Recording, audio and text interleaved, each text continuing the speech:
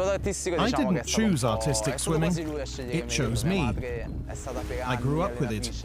My mother was a coach at various clubs in Rome, and my father was an international judge.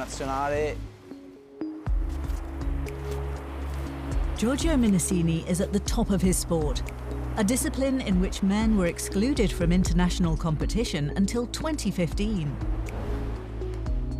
Indeed, during the Italians' formative years, the fate of any male involvement in artistic swimming rested largely on the shoulders of an American pioneer. We saw Bill May swim in Rome when I was 4.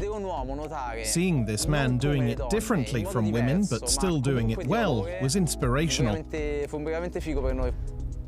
He's a role model for me in many ways, just as I hope to be for future generations. While there were positive influences in the pool, Giorgio and his contemporaries still had to fight for acceptance from the world outside. I didn't want to give up simply because other people had decided that my dream wasn't valid. People who saw us swim were very negative about what we were doing.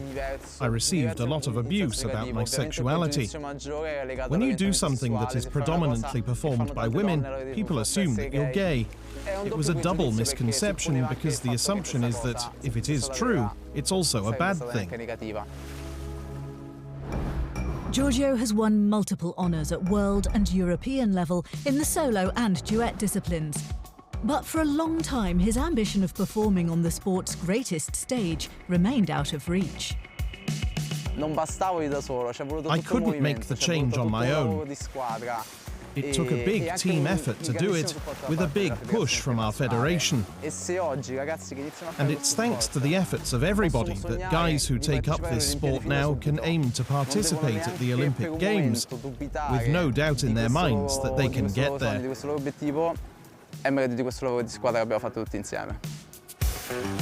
At the Paris Games, men will be allowed to participate in the team event, with a maximum of 2 male competitors within the 8. When the announcement was made, the first person to tell me was my coach. The first thing he said was, "That's awesome news, but such an honor must be earned." And the first thing I said was thank you. I thanked him for that because I would never have wanted to be given a place on the team simply for being a man.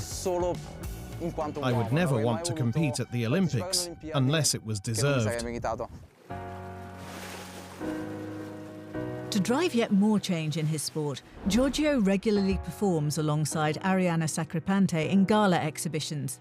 It's a partnership that began 5 years ago, thanks to the Philippe Day Project. Arianna is a force of nature. She was born with Down syndrome. Young people like her don't just go beyond their own limits, but they help us go beyond ours. I want artistic swimming to be included in the Paralympics. I think that working with disabled swimmers is the most meaningful thing I have done in this sport, and it would be my biggest success to achieve for them what we have managed to achieve for men in the sport.